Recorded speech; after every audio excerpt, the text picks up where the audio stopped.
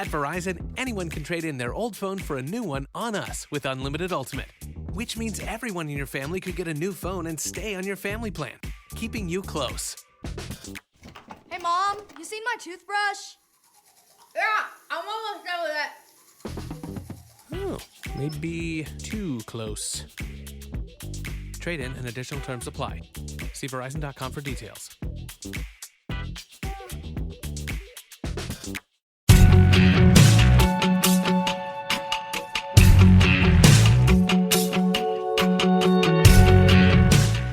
Welcome to Mama Mystery. I am your host, Kelly. Hey, man, I am your co-host, Austin, man.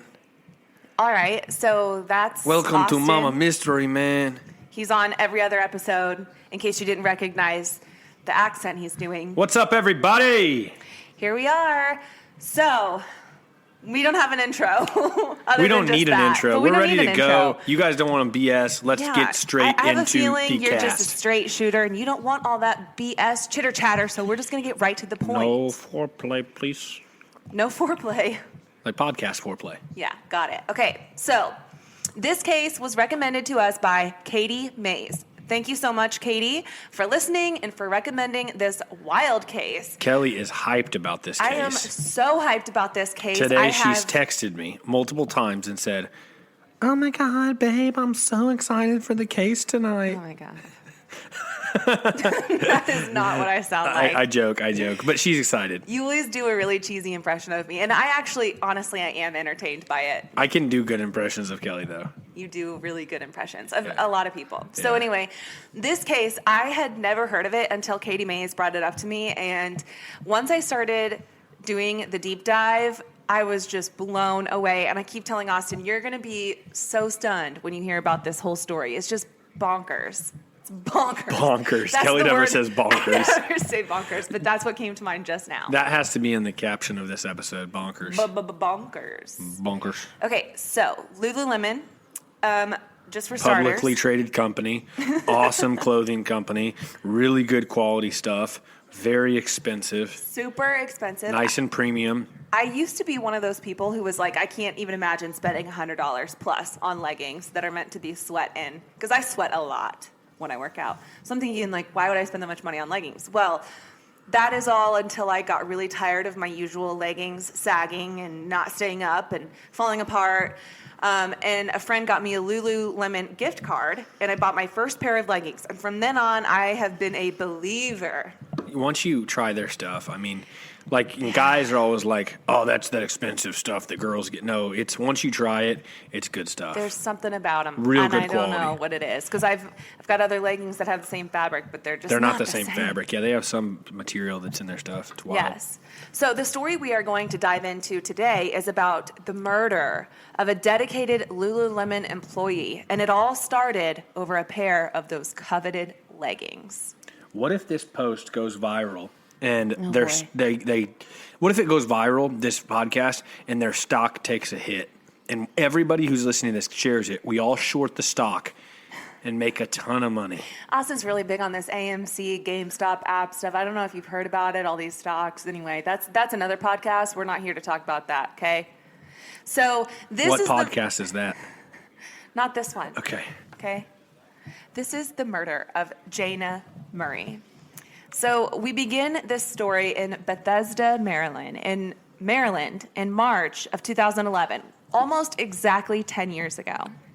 It's March 12th, and Rachel, the manager of this particular Lululemon store, has arrived in the morning to open the store for the day. I'm already shocked because I thought that Lulu was like 5 years ago. I had no idea Lulu's been around that long. Yeah, long time. Good stuff. The first thing she notices is that the front door to the store is unlocked. So this is a huge red flag. If any of you have shopped at Lululemon, you know how expensive their merchandise is. We just talked about it. So this store is placed among other high-end stores. For example, right next door, they share a wall, is the Apple store. So Austin and I, we live near Kansas City, so the equivalent for us would be like the Country Club Plaza. That's the type of area this is. That's where a Lulu is, yeah. Yeah, and we have a Lulu there, which houses stores like Coach, Tiffany's. At one point, there was a Burberry. I'm not sure if it's still there anymore. We have an Apple store there, too. So I'm just trying to, set the scene for you guys, because to have a luxury store just left unlocked all night is really alarming. Her first thought was probably who the hell closed last night so I can rip their ass? But when Rachel opens the door to the store, she immediately notices that the store has been rummaged through. There are shirts strewn about, items from the shelves were on the floor, a mannequin was laying on the ground. So panicked, Rachel runs back outside because she realizes the store has had intruders and could possibly still have intruders. So the first thing she sees outside is a line of people outside the Apple store. Apple was releasing their iPad 2, and there was a line out the door of people waiting to get their hands on one. So she immediately runs up to one of the patrons and asks him for help because she believes someone might still be in the store, and she doesn't want to be in there alone. So this guy from the Apple line, his name is Ryan Ha. Rachel explains to Ryan what's going on and asks Ryan if he has noticed anyone around or in the Lululemon store before she got there. He'd been waiting in line for about 1 to 2 hours, and in that time frame, he didn't notice anyone near the Lulu store. But he did offer to go into the store with Rachel to make sure that nobody was in there. So they make their way in toward the back of the store. Have they called the police yet? Yeah, she's calling the police. Okay. They make their way to the back of the store, and as they get closer to the cash registers, they realize that every single cash register is open and completely devoid of cash. So clearly What a robbery. the heck does devoid mean, Kelly? Does that mean no cash in there? Oh my God. Yes, Austin. It means there's no cash. The drawers are empty. Yeah. You're so smart, babe. What the heck is devoid? You're so pretty. So anyway, There's no cash in the there drawers. ain't no cash in them drawers. So I didn't have to say it like a redneck. I just robbery has You're occurred. a smart girl. I'll tell you that right now. English major, everybody. They make their way Marry one. They make their way near one of the back areas where the fitting rooms are located, and there's also a back area for employees, and it's all completely ransacked. The further they get into the store, the messier it gets. And then they notice on the floor there is dried, bloody shoe prints Dun, dun, dun. leading into the private back area in the back of the store. Oh, no.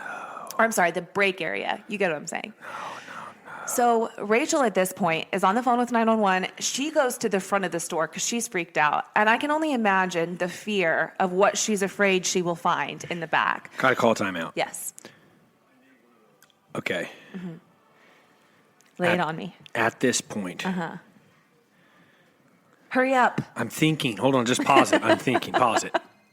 I'm sorry, I don't remember. I didn't mean to waste everybody's time. Okay. So anyway, she's up at the front of the store. I can only imagine the fear of what she's afraid she will find in the back. So she doesn't even go back there. She just stays up front. Ryan makes his way toward the back of the store following these bloody shoe prints. I remember what I was going to say. Oh, my God. Do you have the recording of the police conversation? I do not. Damn it. Go ahead. Sorry. But it's honestly not really that important. Well, I mean, it just you can would find have it on been. YouTube. I know, but just to hear oh my God, blood! I'm going to the front of the store. That's what happened, Well, basically. I'm sorry that That's after okay. all Go my ahead. research and 9 pages of writing that I left one thing out for you, Austin.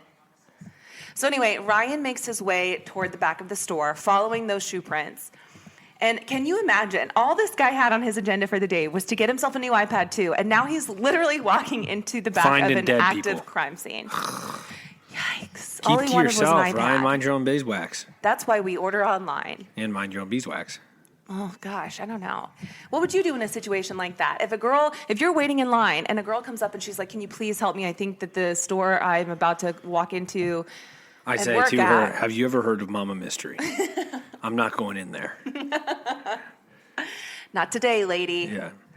So he makes his way further back into the back break area and finally comes upon a dead body. This victim was laying face down in a huge pool of blood. There is blood on the walls. It's horrendous. I mean, I can't even describe it to you. This might actually be one of the most vicious crimes I've covered Have you ever. seen pictures? Yes. Okay, I was thinking, are you making this up? But Oh you've my seen God, pictures. no. The picture's there's a picture of a cop measuring the blood splatter to see how high it goes on the wall. I mean, gosh. it's I don't even know how I would describe it to you. The blood wild. is all over the walls. It's the bloodiest crime scene I think I've ever seen. Sheesh. So her face was completely unrecognizable. And the only way that he knew or that he assumed it was female was because of her long hair. He noticed that she had a rope around her neck.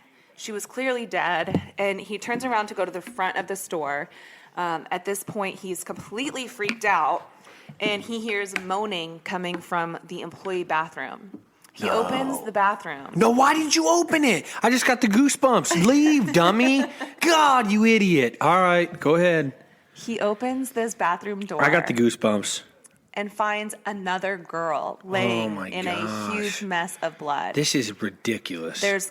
So she's laying, there's paper towels and blood, and the paper towels are soaked in blood. Like, it's a messy bathroom. She's like laid out on the floor with her feet zip-tied and her hands zip-tied above her head. He can't quite tell what her injuries are, but he can see that there are like cuts or maybe open wounds on her because she's got blood all over her. So at this point, Ryan realizes that time is of the essence here. So he runs back up to Rachel, who's on the phone with police, and tells her that they need an ambulance there. Is that chick alive? Yes. Okay. Once he explains what's going on in the back room, Rachel realizes that the victims are probably the two employees that closed the store the previous night. Their names were Jana Murray and Brittany Norwood. So Jana was the victim in the back room that was found dead. She was 30 years old. She was born in Kansas before moving to Texas, where she grew up. She was a high achiever, disciplined in sports and school, very naturally gifted as well. Friends remembered her as being very vibrant and likable. She was always smiling. She had blonde hair, big smile, blue eyes, had a great sense of humor. She excelled in tap dancing and loved to dance, and her instructors believed that she could have made a career out of dancing, but she had other plans.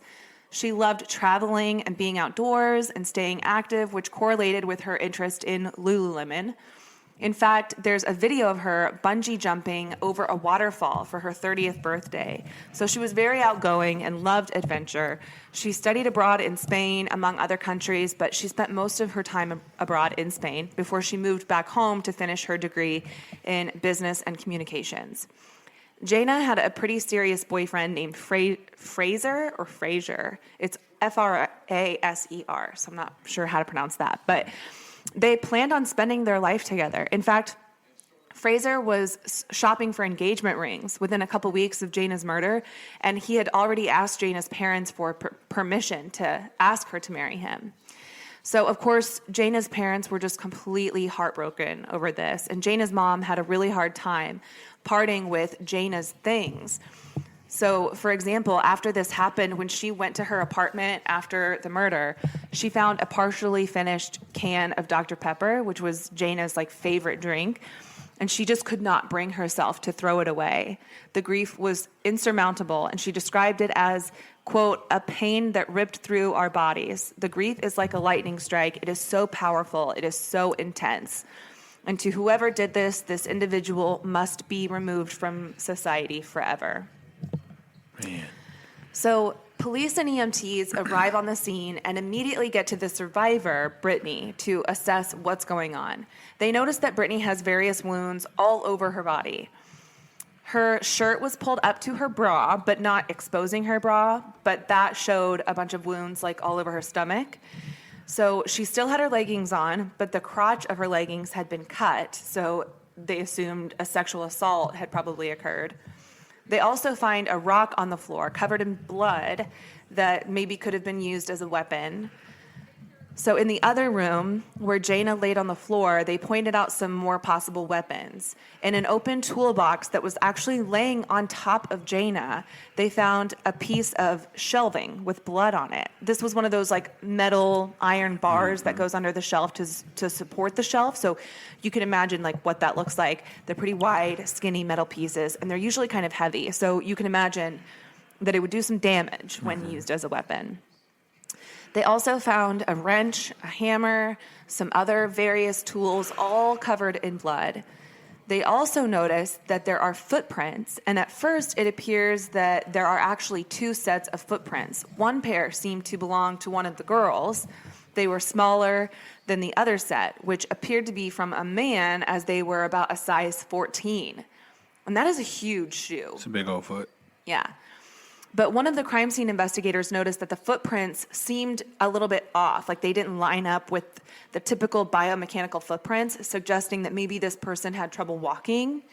So I'm not sure, but there was just something, quote, off about these footprints. All I keep hoping at this point is that they get caught. Yeah, of course. And this is a solved case, just to ease your mind for now. Investigators followed the footprints, and they led to a sink where it appears that the assailant rinsed the shoes off, because from there were no more shoe prints. And so at this point, it's unclear how the assailants actually left the store. Police removed Jana's body from the scene, and she's sent to have an autopsy. And what the medical examiner found was just absolutely vicious. The ME determined that Jana suffered from at least 331 separate injuries to her body. 331. That's nuts. Let that sink in for a moment. You have to think, at just one blow per second, that equates to almost 6 minutes of just nonstop bludgeoning. Jeez. But that type of force at that quantity would be exhausting, so surely the assailant had to have taken some breaks. So the medical examiner ultimately determined that an attack like this would have taken at least 17 to 20 minutes. I also want you to realize... Pretty consistent attacking. Yeah, blind rage. I also want you to realize that this crime scene was incredibly bloody. There were pools of thick blood, indicating that Jana was alive and bleeding through much of this attack. Gosh. In order to actively bleed like this, you have to have blood pressure and like a beating heart. So Jana was alive through much of this attack, and the medical examiner suggested that Jana was likely alive until that very last blow. Oh my gosh. And I read that actually they think the last blow was a knife to the back of her neck, which severed her spinal cord. So this is no longer just a robbery. This is a crime of complete savagery. This, to me, is the first red flag, because you don't typically see robberies result in such malicious injuries. The primary objective of a robber is to get the goods and go. And sure, sometimes if someone gets in the way, they may get shot or subdued, but it's quick. So imagine how much time it would take to inflict 331 injuries. Right. Many of these injuries were stab wounds, while some of them were more like bludgeoning wounds. She did have self-defense wounds on her hands, where she held up her hands trying to defend herself from the attacker. But get this, out of 331 injuries counted, about 200 of those injuries were done to her head, face, and neck area. She suffered from 13 skull fractures and a stab wound on the back of her neck that I just mentioned.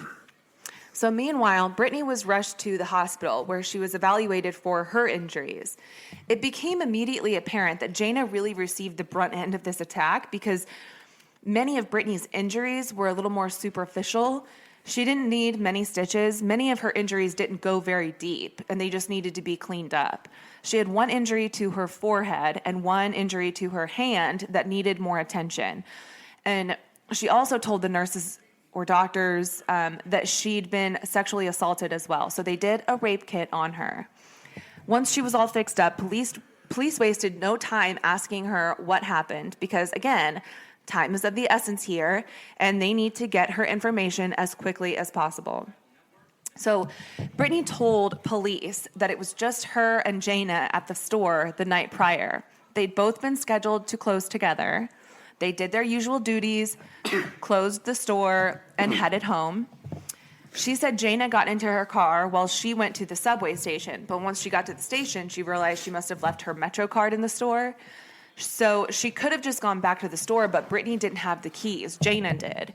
And Brittany didn't have Jana's phone number, so Brittany called some of the other employees, including Rachel, the store manager, and she gets the phone number for Jana.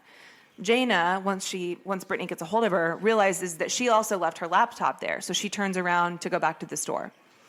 Brittany is waiting outside the Lululemon store when Jana pulls up and just parks right in front of the store, like right there on the curb. They both go in, start looking for their things, but for the life of her, Brittany said she could not find her Metro card. She said that Jana offered to give Brittany her Metro card since they were both going to be back the next day. So they go to leave, and that's when Brittany says they were ambushed. She said there were two men, one was taller than the other, all dressed in black, and one of them had on a backpack. She said that each guy took one of the girls and dragged them back to the back of the store.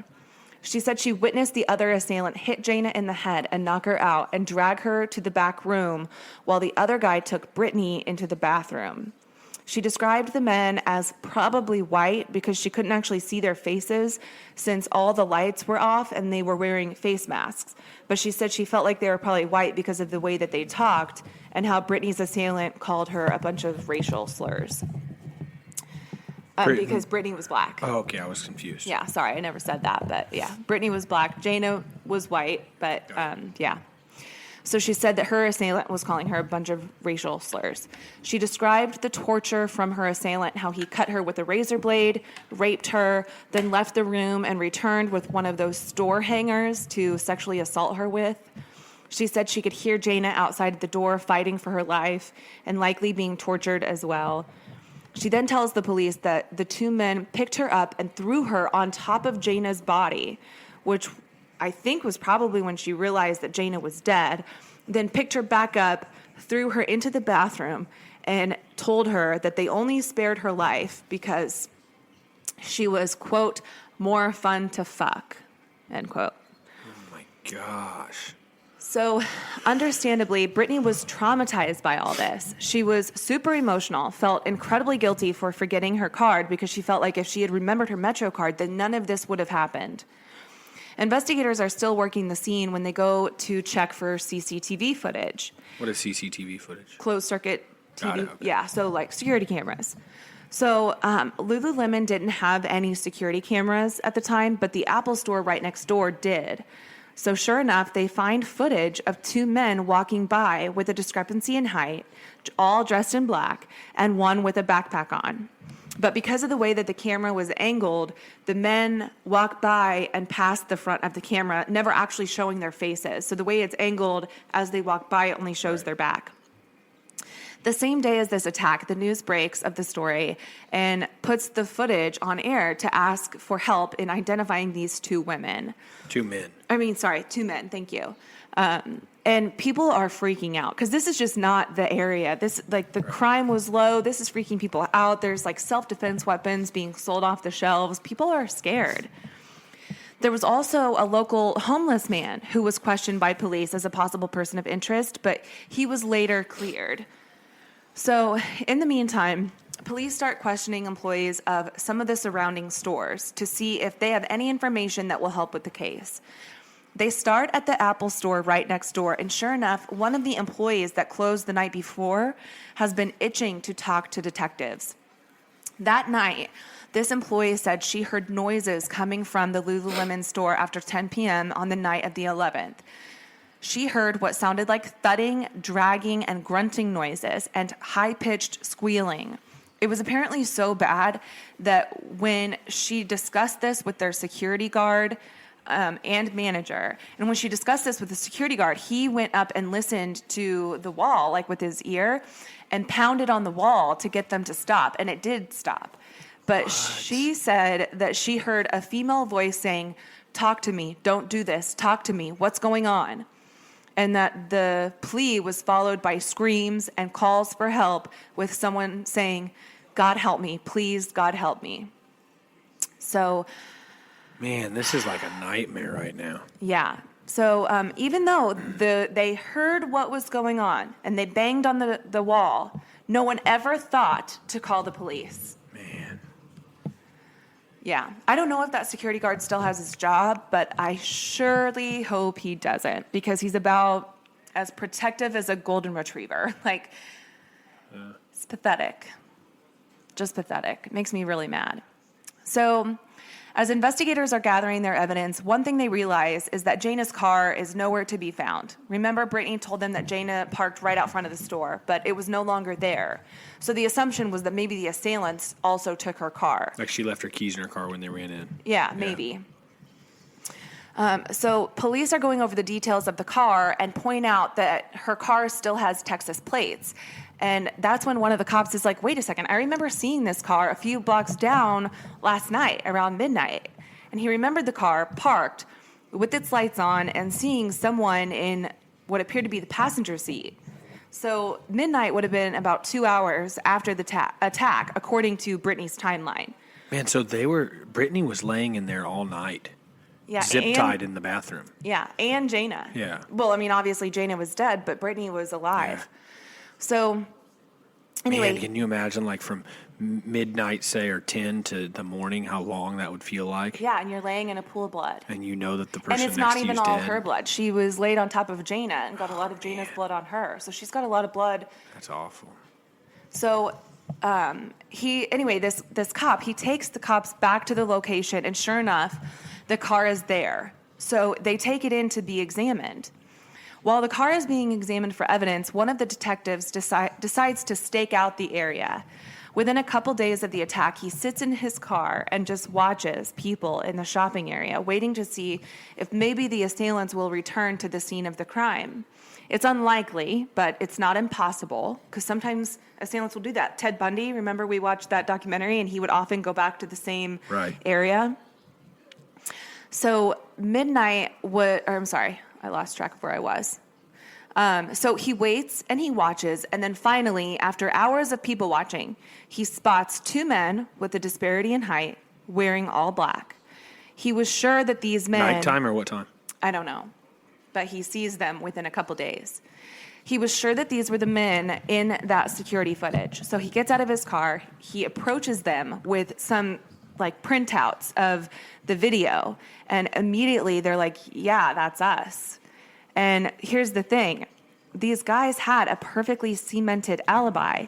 The two of them were waiters at a nearby restaurant, and they were wearing all black because it's part of their uniform, and they were walking in that direction because they lived in that direction. So their alibi is completely checked out, and the detectives were back to square one. Wait, they didn't do anything with him? No, they couldn't. I mean, the two men that they said that's us in the footage, but they're like, but we work at a nearby restaurant. It's probably like a P.F. Chang's or but still. Cheesecake Factory where they have those all black uniforms. So they're going back over the evidence and come up with some questions. So first of all, the shoe prints. Going through the scene, they actually ended up finding the pair of shoes that left the size 14 shoe prints. And it was a pair of Reebok trainers. As they were talking to Rachel, the store manager, about these shoes, she was like, oh, those belong to the store. We actually use those for alterations. They use those because anybody can fit into a size 14. Right. So the police are stunned, like, wait a second, these shoes were in the store before the attack, but left prints during the attack? Like, that doesn't make any sense. Like they came in and put those shoes on. Yeah. So police also start to question the injuries that Brittany sustained versus the injuries that Jana sustained. Most of Brittany's injuries were just superficial scratches, almost like cat scratches. And only 2 of her injuries ended up needing stitches. The one on her forehead, it was like right at the top of her forehead, and the one on her hand. Did her rape kit come back showing that she'd been raped? So I'll get to that in a second. But she also had one on her hand where she had like a cut between her first finger and her thumb. So police also recall that the Apple employee next door only reported hearing female voices coming from next door. So Brittany told police that the assailant was calling her racist slurs, but the Apple employee and security guard next door never once noted a male voice. The police start to get a little suspicious of Brittany's story and think maybe she was in on this whole attack. So they ask some friends, family, and acquaintances of Brittany what type of person she was. And they found out that while she was growing up, she would babysit, and over time, the families that hired her to babysit would start to notice little things in their house go missing, like little pieces of jewelry, spare change laying around, like little things like that. One of her old college roommates recalled living with Brittany and said that while they were living together, Brittany would have the roommate just pay her half of the rent, and then Brittany would go pay the rent in full. Well, after a few months, Brittany told her roommate that her rent had gone up. So the roommate started paying extra, only to find out that the rent Brittany never... was pocketing it. Yeah, it never went up, and Brittany was just pocketing that extra money. She also played soccer, and at one point in her life, or during her soccer career, her teammates remember little things going missing from the team's locker room. Holy smoke! So her character's going down. This is not good. I'm talking little things like lip gloss, a piece of jewelry, a $10 bill from a player's purse. They eventually confronted her and eventually had her removed from the team. And during her last year of college, she was actually expelled, but she told her friends and family that she had graduated, and they never questioned her because she told them that she couldn't walk in the ceremony due to outstanding school loans. So, no way. Before working at Lululemon in Bethesda, Brittany worked at another Lululemon store, and she was let go. So when police spoke to Rachel, they found out that Brittany had only been working at the Bethesda store for about 6 weeks and had already tried abusing the employee discount. Apparently, and I don't know if this is true or if this is still the case, if you have worked for Lululemon, comment on our Mama Mystery page. It's mama.mystery on Instagram, and let me know, because I would love to know the truth. But Lululemon would offer employees one big shopping day a year where they could purchase whatever they wanted at a 75% discount, but there was a cap as to how much they could spend. But you could get a lot with a 75% discount, and I think their cap was maybe $600. Ooh. So Brittany asked Rachel if she could extend her cap just a little bit because she needed a whole new wardrobe since she was, this new employee. And Rachel told her she could extend it by a little bit, but Brittany took full advantage and completely doubled the cap. Rachel also told investigators that Brittany didn't get along very well with Jana. Apparently, a few of the employees suspected that Brittany had stolen some items from the store and from the employee break room, but they didn't have foolproof evidence. They just noticed that some things would go missing, and Brittany was the common denominator. So a couple of the managers, including Jana, got together and devised this agreement that if they could actually catch Brittany stealing red-handed, then that would be it. She would be fired. They told other employees to also make sure that they reported any instances of stealing and implemented a policy where at the end of each shift, the manager would check the employees' bags for any stolen merchandise. Well, on the day, either the day of or the day before the murder, Rachel said that Jana thought she saw Brittany put a pair of leggings into her bag. So at the end of the shift, she asked Brittany if she could check her bag, and Brittany told her that another employee already checked it. She gave the name of the employee that checked it. So Jana asked this girl, and she was like, no, I never checked her bag. So meanwhile, police get the results back from the car. There was a bunch of little blood spots found throughout the car, and the blood belonged to Brittany and Jana, which would make sense if the killer or killers had their blood on them and then stole the car. But the odd thing is, they found a Lululemon hat, and right on the inside of the hat, there was a bloody spot right where the forehead would be. And as we know, Brittany suffered from a head wound right there on her forehead. So police asked Brittany again about Jana's car. They asked if she knew what kind of car Jana had, and Brittany said, no, I only saw it once, and still claimed that Jana had parked the car right out in front of the store that night. But if that were the case... This thing is all mind-blowing right now. I'm like, what the F? I told you. You said boggling? What'd you say earlier? Bonkers. This is bonkers. So she said that she remembered Jana parking her car out front of the store, but if that were the case, how did Brittany's hat end up in the car? And why would Brittany move Jana's car only a few blocks away? Well, it's been theorized that maybe Brittany moved the car because she knew the store manager, Rachel, lived right across the street from the Lululemon store and had a view of the store from one of her windows. So maybe Brittany thought, I need to move this car so Rachel doesn't see it and wonder what's going on and come check on the store before I can get all my shit together. Right. So...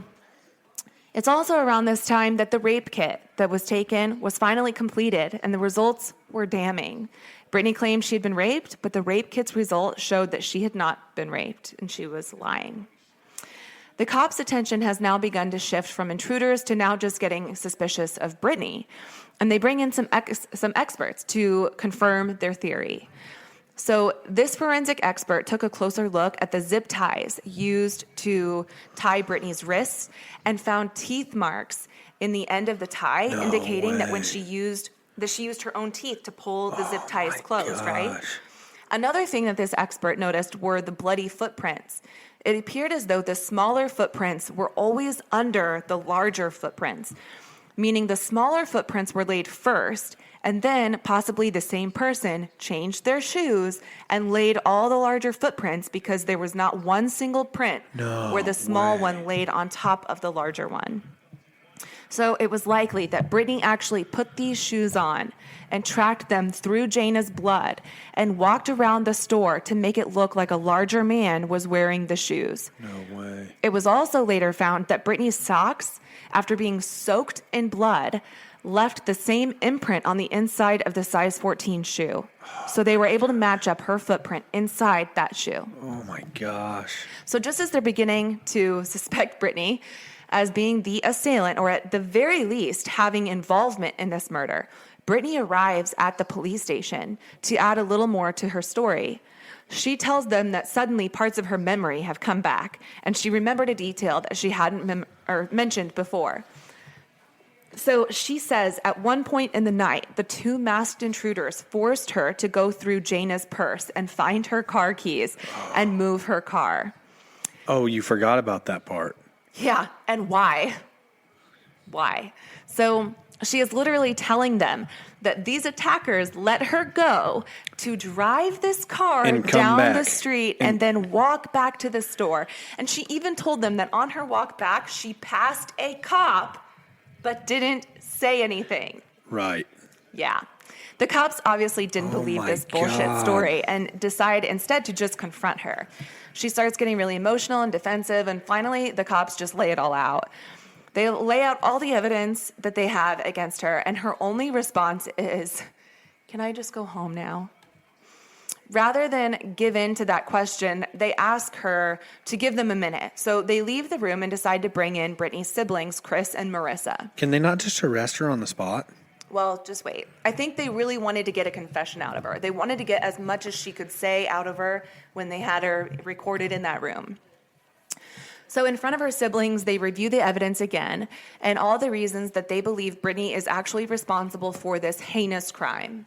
Her sister gets so upset that she has to leave, and they offer to leave the room for just her and her brother Chris. So they leave the room. Chris pleads with her to just be honest with him, and he says, if you did it, then we'll get a lawyer and we'll figure it out, but there's going to be a media shitstorm, and he's saying all these things, and he's like, if you did it, you just need to tell me. And finally she says, I don't want to talk about it here. So she did it. That was enough. That was all the police needed to arrest Brittany. And on March 18th, only 7 days after Jana was killed, they arrested her for the murder of Jana Murray. God, I did not see all this coming. Holy cow, what a curveball. So everyone following this story, and especially Jana's family, was stunned to hear that the assailants they were terrified of never actually existed, and that the murderer here was Jana's very own coworker.